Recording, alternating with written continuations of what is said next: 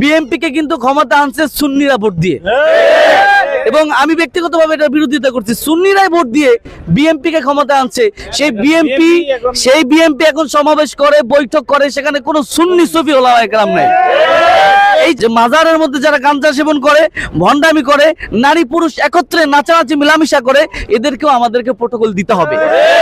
পীর মাশায়েখদের ক্ষেত্রে দেখা যায় যে গদির বিষয়টা অনেকেই মানতে পারে না, এই জায়গাটাকেও স্যাক্রিফাইস করতে পারে না। মানে আসসালামু আলাইকুম ওয়া রাহমাতুল্লাহ। সম্মানিত দর্শক, আজকে আমরা সোহরাওয়ার্দী উদ্যানে সুফিবাদী শিরোনামে একটা মহাসম্মেলন ছিল। এখানে বাংলাদেশের প্রায় সর্বাঞ্চল থেকে হাজার হাজার সুন্নি ওলামায়ে কেরাম এবং সুন্নি দর্শকরা এসেছে। প্রোগ্রাম শেষের দিকে পুরাটা প্রোগ্রামই এখানে স্টেজে বসে উপভোগ করলাম।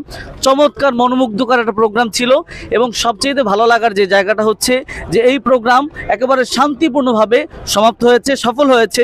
এবং প্রোগ্রামের আজকে যারা আলোচক ছিল, বিশেষ করে আহলে সুন্নাত ওয়াল জামাতের মুরব্বীরা এখানে আলোচনা করেছে। আজকের প্রোগ্রামের শিরোনাম ছিল যে মাজার ভাঙচুর বা যে অগ্নিকাণ্ড বা বিভিন্ন রকমের ঝামেলা বাংলাদেশে হচ্ছে, সব কিছুর প্রতিবাদে আর কি আজকের প্রোগ্রামটা ছিল। আর আজকে মাজার ভাঙচুর নিয়ে আমার কয়েকটা কথাও ছিল।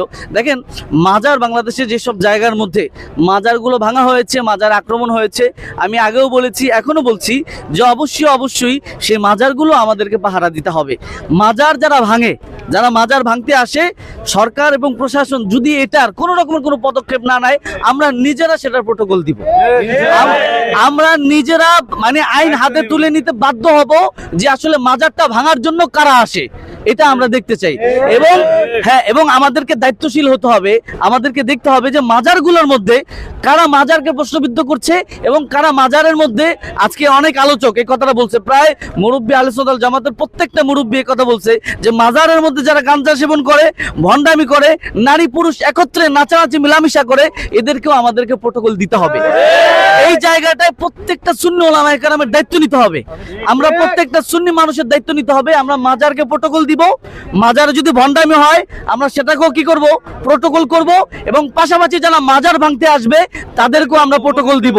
এবং সরকারের কাছে আমাদের উদাত্ত দাবি, এবং আহলে সুন্নাত ওয়াল জামাত, আজকে আমাদের কিছু দুর্বলতা ছিল, আমি এই ভিডিওতে বলতেছি না, এই দুর্বলতা ইনশাআল্লাহ আমি পরবর্তী একটা ভিডিওতে দিচ্ছি। তবে আহলে সুন্নাত ওয়াল জামাতের ওভারঅল যেই দাবি, এখানে রাষ্ট্রবিরোধী কোনো দাবি নয়, এবং বাংলাদেশে ওলিয়া উলিয়াদের পক্ষের দাবি, এবং দেশের পক্ষের দাবি, এবং রাষ্ট্রের পক্ষের দাবি, এই প্রত্যেকটা দাবি এগুলো সরকারের উচিত মেনে নেওয়া, এবং সেই অনুযায়ী আহলে সুন্নাত ওয়াল জামাতের ব্যক্তিদেরকে প্রাধান্য দেওয়া। এখানে একটা বক্তব্য উঠে আসছে, সেটা হচ্ছে যে বাংলাদেশে যারা বিএনপি যে ক্ষমতা আসছে, আমি আমার এই কথাটা মিথ্যা হবে কিনা জানি না, বিএনপি কে কিন্তু ক্ষমতা আনছে সুন্নিরা ভোট দিয়ে, এবং আমি ব্যক্তিগতভাবে এটা বিরোধিতা করছি। সুন্নিরাই ভোট দিয়ে বিএনপি কে ক্ষমতা আনছে। সেই বিএনপি এখন সমাবেশ করে, বৈঠক করে, সেখানে কোনো সুন্নি সুফি ওলামা একরাম নাই। এই জায়গাটায় অবশ্যই সরকারকে বুঝতে হবে, যদি সুন্নিরা আপনাকে ছেড়ে দেয়, আগামীতে ক্ষমতা আসতে পারবেন না। কারণ এই বছরই নির্বাচনে জামাতের সাথে পেরে ওঠা আপনাদের জন্য মুশকিল ছিল। সেখানে সুন্নিদের সাপোর্ট যদি না থাকতো, সুন্নিরা সাপোর্ট না করলে আপনার ক্ষমতা আসতে পারতেন না। এই জন্য আমাদের কথা হচ্ছে সুন্নিদেরকে প্রাধান্য দিতে হবে।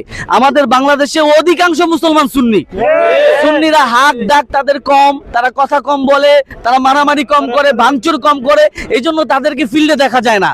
কিন্তু বাংলাদেশের ঘরে ঘরে প্রত্যেকটা মানুষ সুন্নি।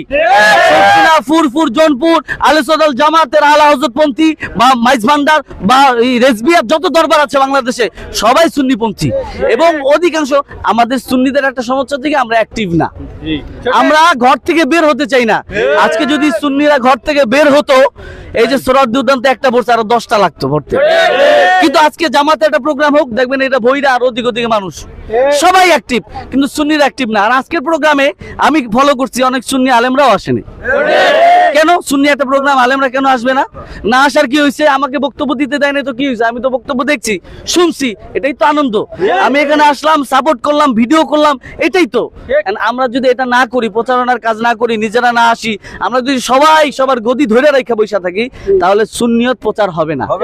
আপনারা যদি নিজেরা ঘরের চিপায় বসে থাকেন, এখন তো দেখেন যে আপনাদের অবস্থা কেমন। সরকার আপনাদেরকে সামান্য একটা বৈঠক করলো, আপনাদেরকে ডাকে না।